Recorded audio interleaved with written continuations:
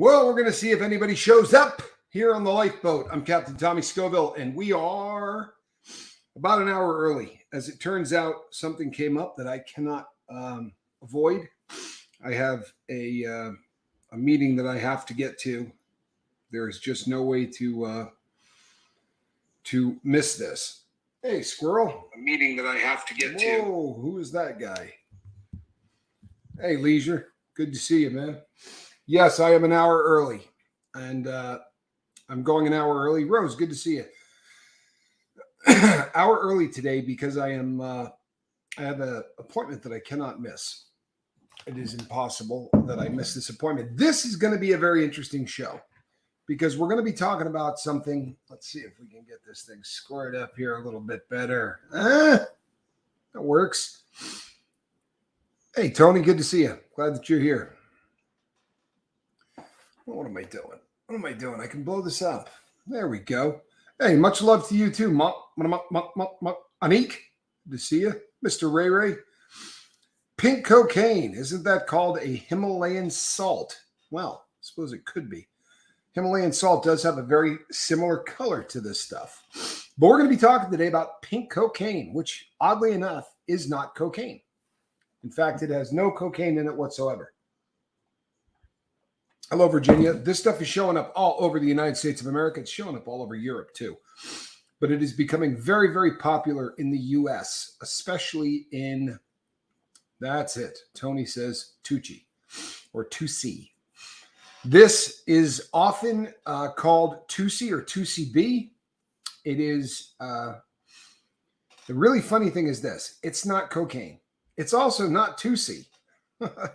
Which is really also kind of funny. 2CB is a drug that came out in the early 1970s. And the reason it did is because they had just passed all of the laws making it illegal to have LSD, psilocybin cubensis. Hello, Andy Paul. Good to see you from Great Britain. Alexander Shulkin synthesized 2CB in 1974. This was a new type of hallucinogenic. It was it acts on the similar receptors as does other trip drugs. It doesn't have the same legs as, say, LSD. However, it doesn't matter because that's not what we're dealing with. However, 2CB, which came out in 1974, was a trip drug that gained a lot of popularity. And for a lot of the early 1970s, if you were eating blotter, there was a good chance that you were actually doing that instead of LSD because it was, for a while, there was another one of those drugs that flew under the radar for a while. So if they tested it, which they use this reagent on, and it turns the LSD purple, it wouldn't happen. And these people thought that they would be avoiding much longer sentences if they got caught with something other than LSD. So this stuff was around in the early 70s. And then 2CB kind of went away. And for whatever reason, they started calling this new pink cocaine 2CB. It isn't. Not in any way, shape, or form. It is not in any way chemically or the buzz or anything else remotely like 2CB. It is also not pink cocaine. What it is 90% of the time, you're going to get something to get you going, right? So they're going to mix in an amphetamine. So basically a form of crystal meth. And then they're going to mix in something to give you a trippy feeling. And more often than not, that's going to be 25I MDOME. 25I MDOME. Which is a more volatile version of acid. It's not acid, but it is as close to LSD as what's out there. Very often today, when somebody buys MDMA, they're not getting that. They're getting the 25I MDOME. It also shows up as fake ketamine. It shows up as fake GHB. It shows up as fake acid, all kinds of drugs. The problem with 25I MDOME, thank you, 25I MDOME. The problem with it is it leads to deaths. There are people that die on this stuff. And the reason is it isn't LSD. And when it is misrepresented as such, very often people misuse the stuff. And it also causes a grip of other problems, one of which is HPPD, right? Hallucinogen persisting perception disorder.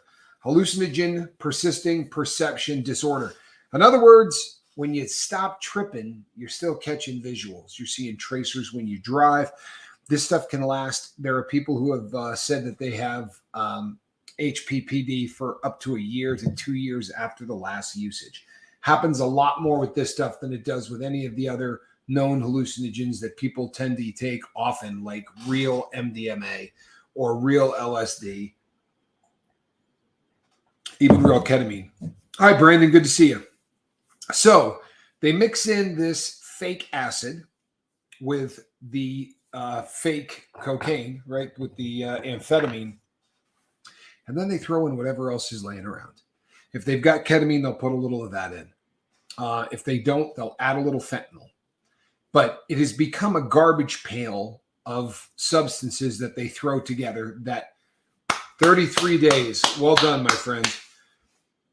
I had a friend of mine who did triple blotter dip LSD and was laced with PCP. He started yelling, "I'm gay," and then kicked the door to his house, went into his bedroom and cut off his face. There are some really horrendous things that are done on these substances. Wait, what? Pink Coke? Tell me more. Well, it's not cocaine. It is pink, and that's the.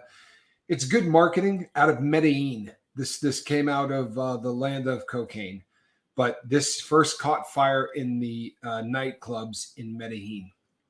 It got so popular that there is an entire genre of music that has risen up around pink Coke. This is actually a couple of years old. We looked into this. Mark and I looked into this last year. It didn't seem to be coming to this part of the world.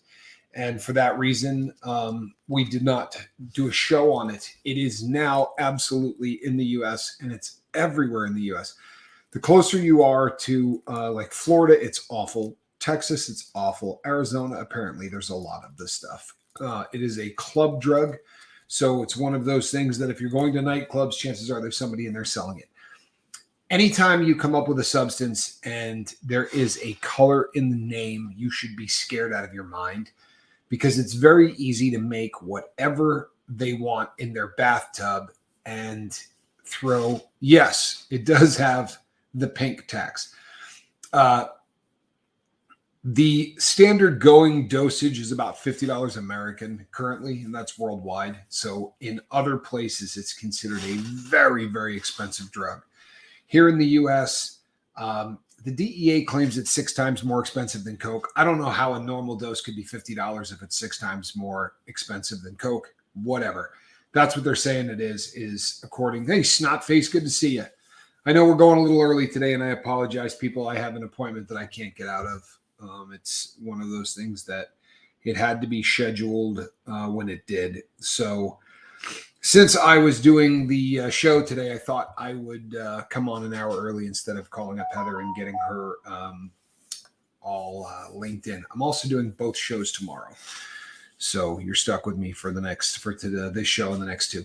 So the trouble with this stuff is that the original stuff, the original 2C, 2CB, which again isn't 2CB, but the stuff that they've been calling 2C, which is super popular in South America, it was a ketamine base. So ketamine and methamphetamine primarily were the two drugs.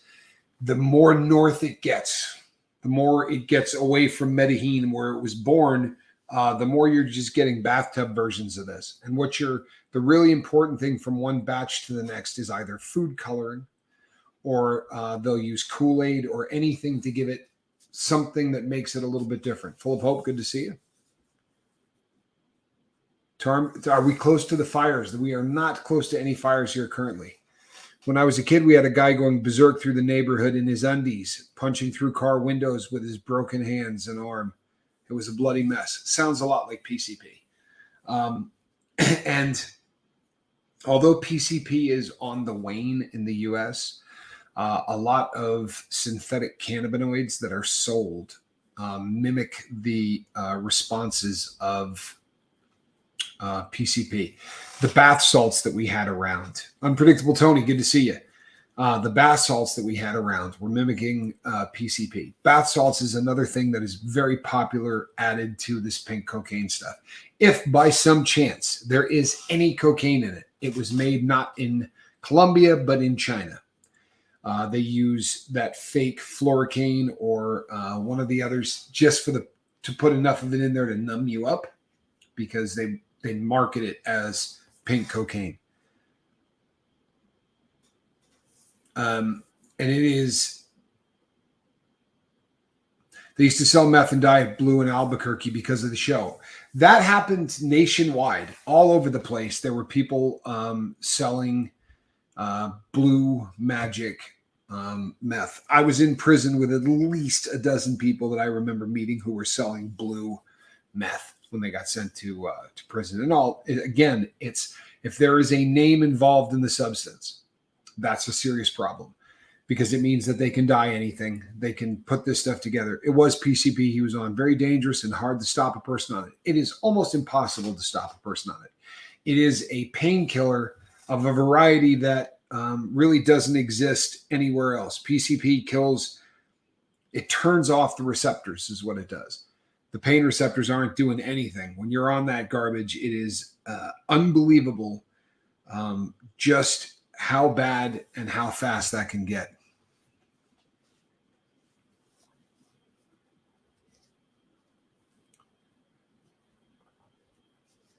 No Quiet Girl. Well, I am an hour early, full of hope. So for people, we're going to see a smaller crowd, and I really apologize for that, folks. I wish that this was something that could have been put off to a later date. That was simply not a possibility.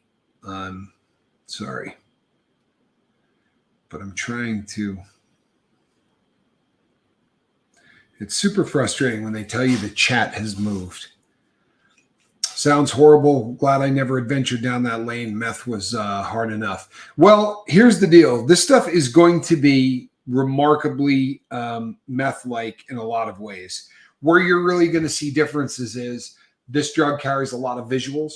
Perfect club drug. There are people who are going to say that it's pink ecstasy.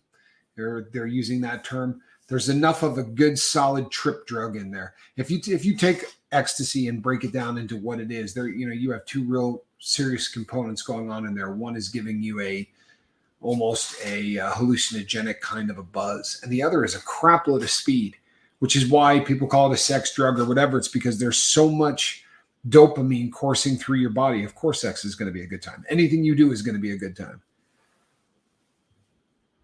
Cut it with super hot chili powder, says Rip Curl. You'd have a lot less people sniffing it, to be sure. But, today I wanted to talk about the beating drugs, because I think this is a huge subject, and I don't think we spend enough time talking about it. And the pink cocaine thing got me going down a rabbit hole, and I started looking at how we react to drugs in this country and how we react to drugs around the world. In 1964, right up until 1964 in Great Britain, if you were a heroin addict, you got a prescription of heroin and you went to a pharmacy to get it.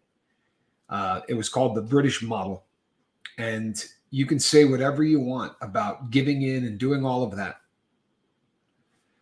After having this going for more than a decade, I did cocaine 3 8-balls a week for 12 years.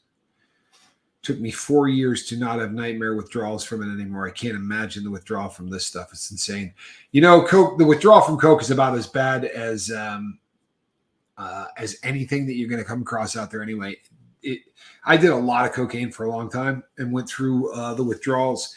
The people don't give that drug enough credit for how difficult it is to get off of it. It's not just, there's a physical component to it too, where your all your joints start to hurt. It's it's pretty ugly stuff. It really is pretty ugly stuff. But I'm glad that you're off it, my friend. Look at you. There's the cat. Please don't step on the keyboard there, squirrel. Hey, good girl. Get in your basket. Yes, I know. She probably has acclimated to this house faster than anyone else has, and that's the truth. Squirrel is cocaine also applies black marks to your brain. It does. The here's the big problem that I see. So going back to 1964 when they changed the law, do you know how many intravenous drug users that they had? Heroin users within Great Britain in 1964, they estimated 342. That means you could take everybody slamming dope in the entire country and put them in a bar, right? In a pub. 342 people. How did we were running on parallel trails at the exact same time. In the United States, we had hundreds of thousands of people using it. Hundreds of thousands. In a model where they weren't fighting it and they were simply giving it away to the people that needed it. Detoxing from alcohol is horrible for me. I can't imagine the harder stuff. Militant vegan, detoxing from alcohol is one of the few things on this planet that can kill you if you do it wrong. There are very few kicks anywhere in the world more difficult than alcohol. I would say that alcohol and opiates are a very unique detox process, but the two most dangerous are alcohol and benzodiazepines.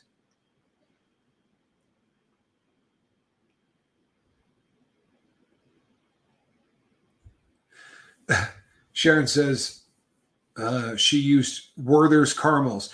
You know something? There's so much science behind the. So again, I'm deep diving and I'm looking into all of this stuff. And for the longest time, I always thought that drug use and drug use and crime and that all of these things went hand in hand. And I always thought that crime was driven by drugs. But I started reading a lot of studies. This pink cocaine thing really got me diving down a deep hole, which was tonight, people, is going to be the first night that I will be sleeping on a mattress in over a week. What's the correct way to quit drinking? New concept for me. Well, here's how it works. And I will jump off what we're talking about because there's nothing more important than that question, actually. So alcohol dependency comes in a lot of different varieties, right? There's almost as many different types of people dependent on alcohol as there are people who drink. It's different for everybody.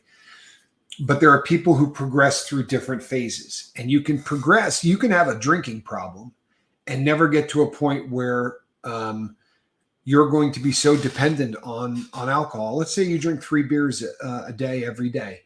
That's probably a drinking problem, right? You've learned to survive by consuming alcohol. It's a coping mechanism. You're doing it every single day. That's a drinking problem. It's a lot different than the people who are drinking a fifth a day. You know, people who get up in the morning and have, 4 or 5 shots before they get in the shower and then throughout the entire day drink. So people who abuse alcohol for a very long period of time and develop a dependency on it cannot quit cold turkey. Like the example I just gave of a guy drinking a fifth a day. I was married to a woman that was drinking a full bottle of either vodka or bourbon every single day. Some days, a couple of them, weekends, whatever, she didn't have to work. Had she tried cold turkey, it would have killed her. And when she first went to her parents to get sober, they talked about that. And on day 2, she was shaking and going into delirium tremens, and it's your body literally seizing up. It's the second leading cause of death in county jails across the United States every year, suicide being number 1. Acute alcohol detox kills the second most number of people in county jails. It's very, very dangerous. So I will give this piece of advice every time anybody on the lifeboat is talking about quitting drinking. Contact a medical professional. Tell them that you have been drinking for X period of X amount of time. Break down exactly what's going on in your life and have the doctor advise you, because that is the best case scenario.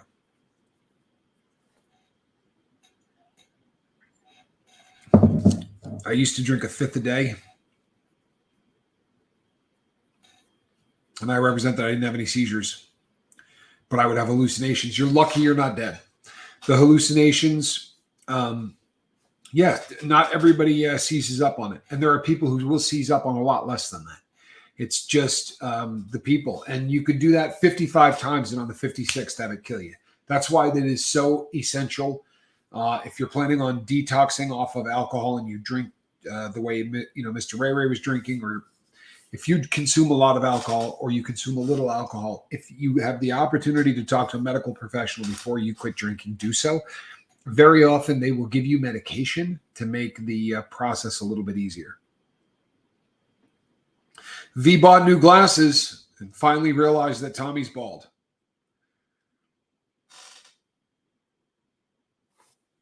Hold on a second.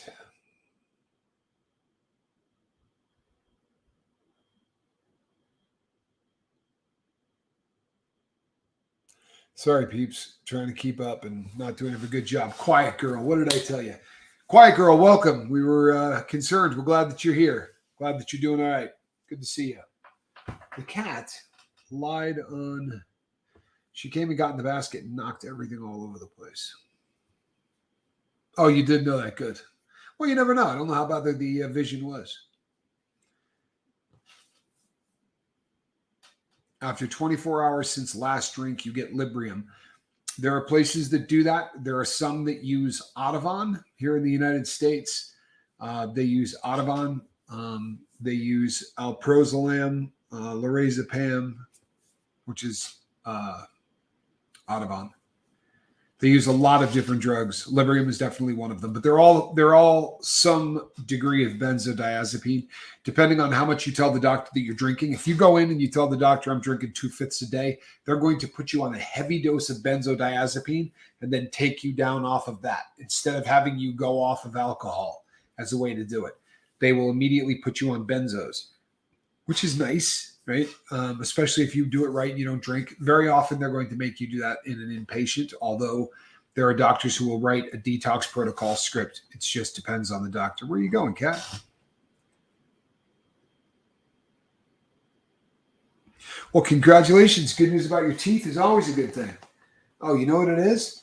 The kitty cat wants, I gotta have to get her something cooler. The pillow is too much for Squirrel. She's laying on the slate now. I think it might be a little hot for the kitty. It's funny. She goes outside and will go on the back porch and hug the shade. She'll walk around outside, but she will not step 1 foot into the sun. It's like she knows there's a big bird out there ready to fly down and swoop her up. So I am really interested to hear people's opinion on this. This is a subject matter, and I thought very seriously about putting it in the heading, but it brings out the worst in people. So I'm going to give you the Captain Tommy speech. We have the ability here, unlike the rest of the free world, we have the ability to discuss things that we don't agree on. We don't argue about it. We don't fight about it. We don't call each other names. We don't do any of those stupid things. Curious as to how they would deal with it if the person couldn't do an inpatient program. There are opportunities, Snotface, to go in and see a doctor that will give you a detox protocol. They will give you a prescription for pills and ask you to self-titrate. If that doesn't work, then they're going to want to look into. It's not like you're going to go back and get 4 scripts, right? They're going to give you 1 prescription to help you get off. But I know a ton of people who did this without going inpatient. So, but talk to a medical professional, please. It's the best thing that you can do in the situation. I promise you. They also may put you up on naltrexone. And sadly, my sons lost their mom due to alcohol. If you've never seen the videos that I have done with Rip Curl Readiness, you should. They are heart-wrenching, but they are super, super educational. He said, sadly, my sons lost their mom due to alcohol. She was a 5th a day or more. It's amazing how long they can hide it, and amazing how afterwards you find it hidden everywhere, and that is so much the truth. My ex-wife literally hid it everywhere.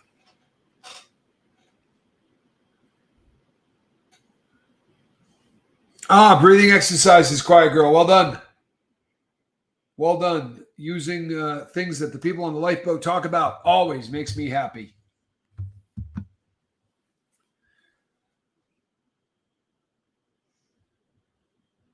I quit without going to a doctor, and if I had to do it again, I would say go to a doctor. I believe that.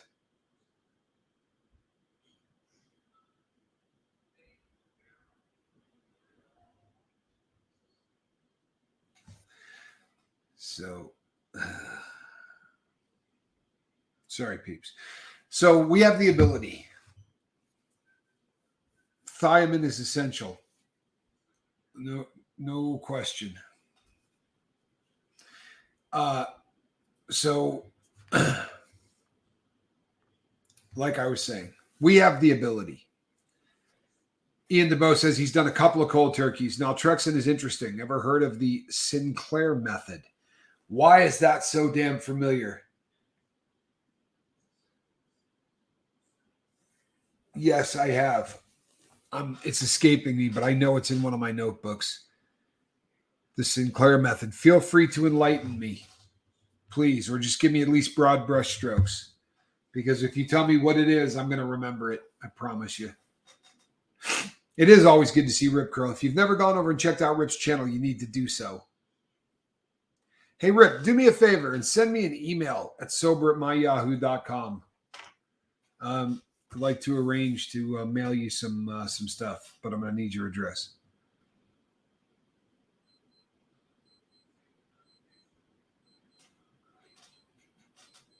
That's a digital watch somewhere beeping. Do you have any idea how often I hear a digital watch somewhere in this house going off? I sell watches, and they're everywhere. They're in boxes. Thoughts and prayers going out to Lady Fiona Crispin on the loss of her grandfather.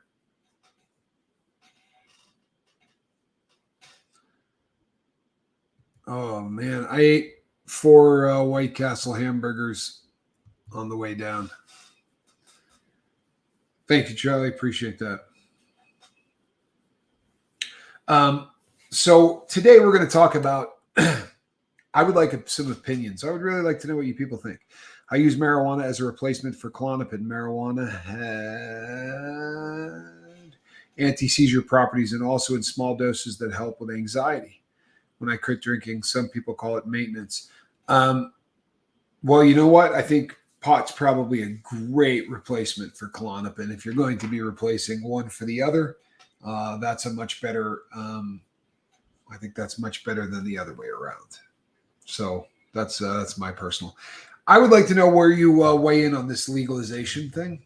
Legalization, decriminalization.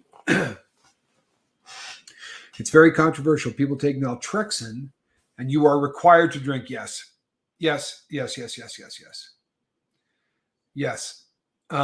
Militant vegan. It's Sinclair method is not only used for alcohol. They do the same thing with opiates, and what they do is they basically get the person ridiculously sick. I had a friend that I don't know if I could call him a friend. I know a guy that did the Sinclair method, and he went in. He was a 3 or 4 gram a day heroin user, but he smokes it. But I don't smoke marijuana recreationally. I just used it as a method to help recover from alcohol withdrawals. Good for you, man. Definitely benzos for a week is best way to quit. Ian DeBow says benzos for a week, best way to get off alcohol, and I agree with that. Where do you guys come in on this? I'm honestly, and the reason I ask is this: when I started out, I'm in Canada. It's legal up here. Don't buy that. It's natural or healthy. Don't. Pot is dangerous. Kids are dying up here. I used to do CBD, and that's it. Says Sharon Chandler. I did not know you were in Canada. It's legal almost everywhere here these days as well. Cheryl says legalize it. Here's my thing. Unpredictable Tony says legalize it. Here's my thing. I'm struggling, and here's my question. I would love for the lifeboat to think about this. I really would. I think it's a subject that I would like to revisit like to have everybody take a little time and think about it. I'm not kidding. I'm an American. I was born in Alberta. All right. So the problem becomes, how do you regulate? If you take the British model, and someone is addicted to opiates, you go in and you get a I just used Librium. Wish it could be legal, but benzodiazepines will kill you too. Yeah, no question.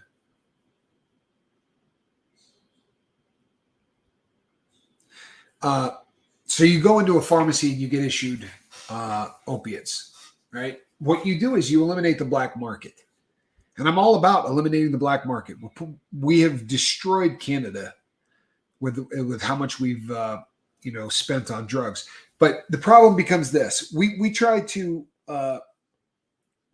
legislate and punish people for doing things that make them feel better. I'm not suggesting that drugs are good, but I've always said I'm not an anti-drug guy. I'm an anti-addiction guy. And the truth of the matter is, about 80% of the people that use drugs, and this is going to blow hair back, but it's a fact, about 80% of the people who use drugs do not get addicted to drugs, right? We've had how many presidents that use drugs? There are productive members of our society who get high, a ton of them, right? And when you start, I'm all for legalizing it, but only if it's done right with the goal of helping the addict. I agree with you 100%, Rip. And this is where it scares the crap out of me, is that we've done so bad with everything else we've done. Because right now we have alcohol, we've got cigarettes, right? We've got all these things. The Super Bowl, right? Brought to you by Budweiser.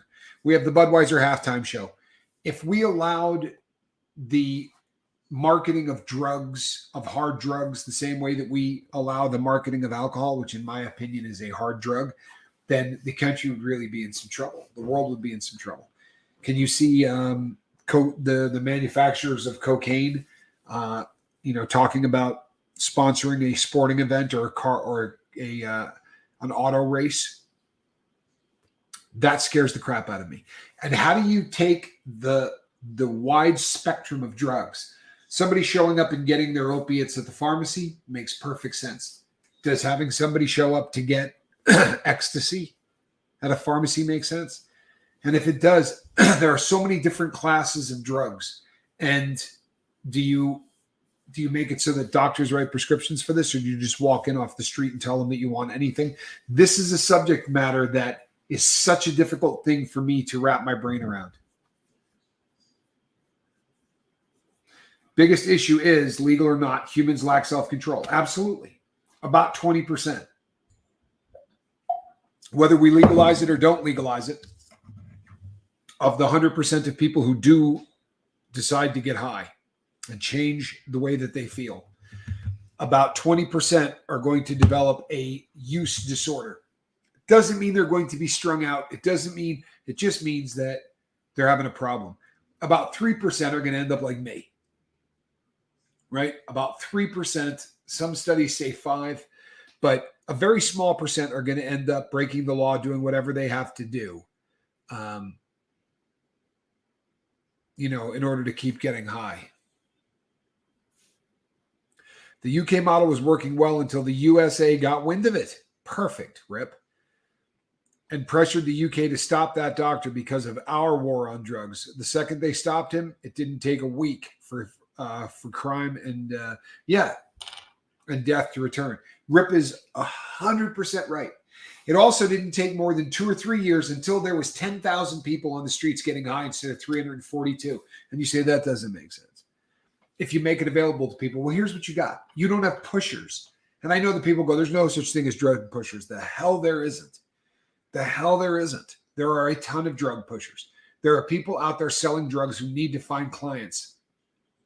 The people that sell heroin drive around near methadone clinics. Like, they target different parts of town. They try to find 1 or 2 people going into a methadone clinic, tell them they'll give them free dope to introduce them around. There are absolutely drug pushers. And there are people who push it onto friends not meaning to.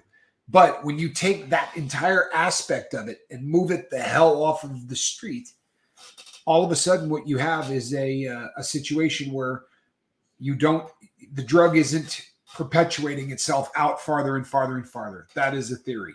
It's a theory that I subscribe to.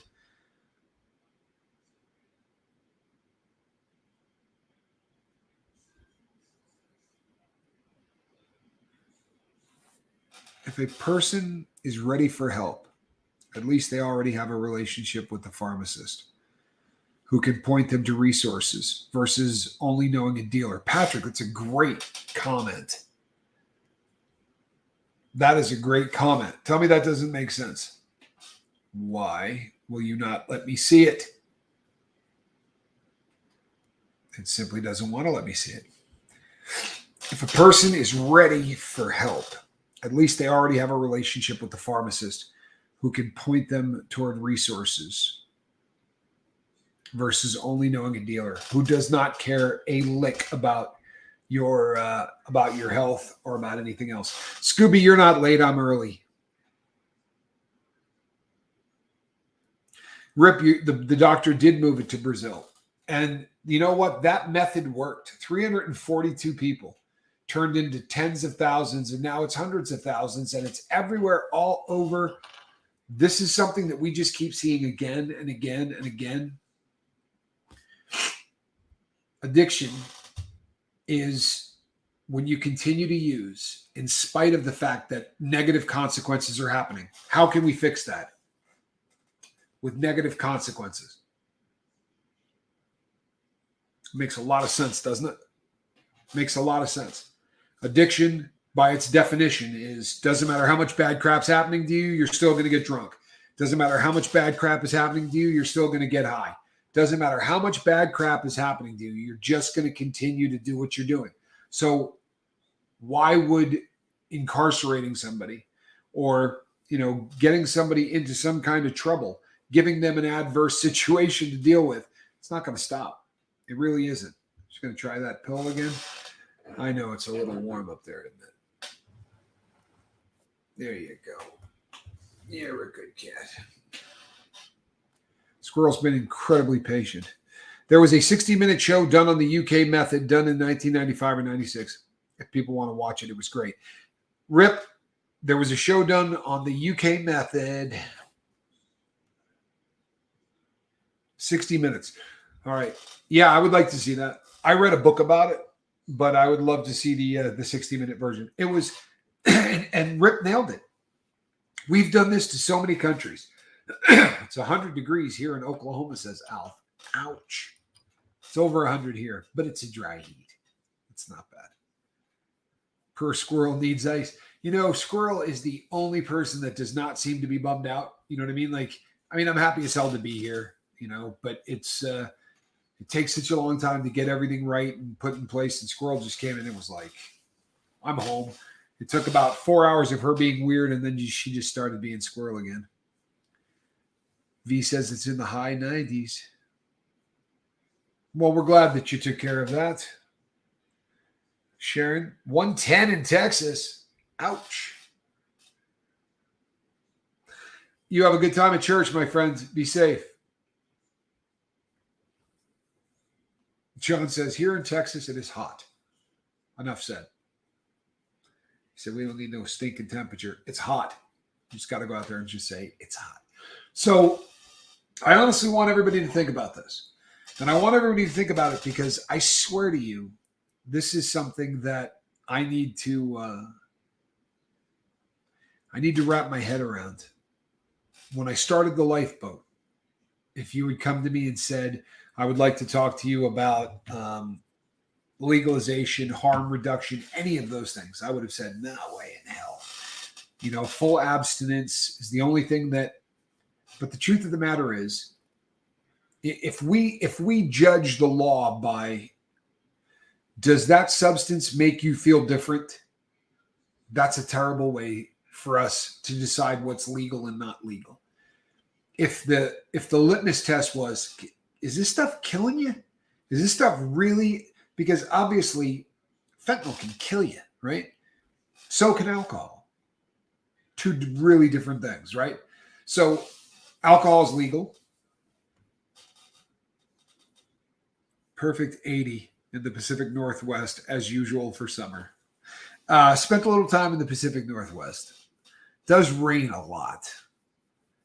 The temperature's nice, but it does rain a lot. And when it's raining there in the winter and it's cold and it's ugly, it's going to be 80 degrees here all day, every day. This is a great place to be for the winter. Oh, I wish you could see how cute the cat is. She's cleaning the heck out of her tail. Always a good thing. So,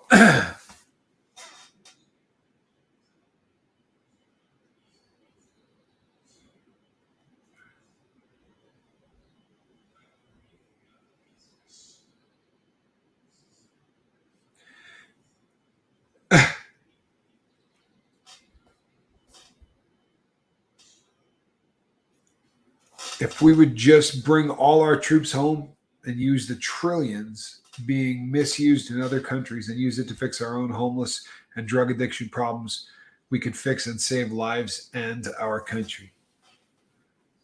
No argument, Rip. Absolutely no argument. I believe in that 100%. I do mushrooms myself, but not every day, and not nearly a regular dose either. You know what? Here's the deal. I have never had a problem with mushrooms. T-Gun, would it be a temptation for people who have recovered from substance addiction to take it up again if it were legalized? They would become addicted to it again instantly, like that. If you have recovered from substance addiction, the fact that they legalize the drug, you will still be addicted to it. That doesn't change anything. I'm a perfect example. My drug of choice is opiates. If they were to come out tomorrow and make heroin legal, I couldn't do heroin. I couldn't. I mean, if they wanted to give it to me 3 times a day so that I had the ability to inject it 3 times a day, I could survive. I mean, I could definitely live. I would stop this. I wouldn't. This is based on me caring for other people. And for me, opiates absolutely destroyed that. Opiates absolutely took away my ability to care for anything other than opiates. Now, there are people who say, well, it's really more about the chasing it down and this and that. I am very, very content to never do it again. And statistically speaking, it doesn't bring a lot of people out of the woodwork. So people who got sober and got clean, the fact that they could get the stuff legally doesn't necessarily have much effect on bringing those people out of the woodwork. A perfect example is I smoked pot every day for probably 25 years, right? I eventually quit because I was doing so much heroin that there wasn't time for anything else, really. I mean, that was the only reason. I didn't stop because I disliked it. I just stopped because heroin took up all of my time, and I didn't have time to do anything else. But yeah, Ian DeBow says, yep, immediate. I've relapsed about 10 times and it's just alcohol. The brain gets programmed for desiring it. Alcoholics and opioid addicts are the same. A lot of truth to that. But to say it's only alcohol, man, alcohol is brutal. It's one of the toughest drugs out there, my brother. It's not just only alcohol. It's damned alcohol. That stuff is, but it's, I live probably 4 miles in any direction right now from a legal cannabis dispensary.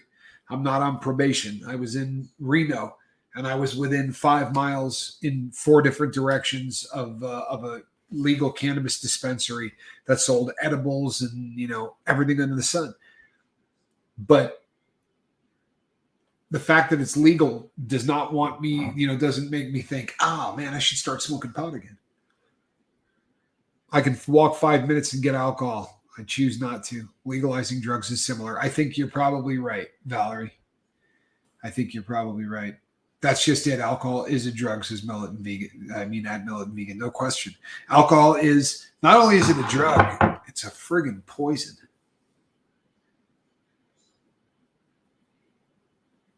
It's a rugged substance. Well, T-Gun, we'll take that hug. T-Gun, what part of the country are you in? Or the world, I guess I should say.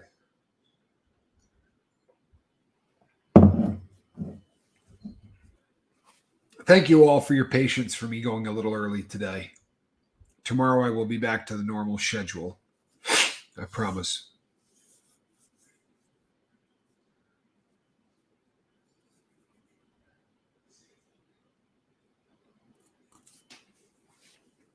Sorry, people. I'm trying to catch up. Full of hope. Take care of yourself. Great piece of advice. If anything you're hearing here ever starts to make you feel like you're going into a bad place, we discuss things sometimes that are triggers for people. If you feel you're getting triggered in any way, get off the boat. We'll be here tomorrow night. It's the right thing to do. Schedule. Sorry. I've been saying that one for a hot minute. All right, peeps. I started about 5 minutes early today, and I'm going to end about 5 minutes early because I need to. It's a hard battle, Ian, my friend, but I have faith you can do it, and I know it can be done. I appreciate you and think you're worth the battle. Amen. Seek medical assistance if you can. Great advice. Quiet Girl says, full of hope. I love you. I hope she heard that. Mark says, bye, full of hope. Scoob says, bye, full of hope.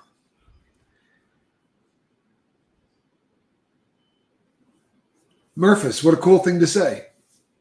Thank you very much, man. It's a really cool thing to say. I appreciate the hell out of that. I really do. I'm getting Heather Joy. Good to see you. I need to. Heather called this morning and said, "What show should I do tomorrow?" I said, "Man, I got to get back into the groove of doing these things. You know, being on the road and doing what I did, I got to get back and do it." So I said, "I'm going to do both of them tomorrow." I got the next week and a half is going to be hectic, so I thought let's get right back into the groove of it. You know what, peeps? I love this boat. I will be back tomorrow morning at 5 a.m. West Coast time.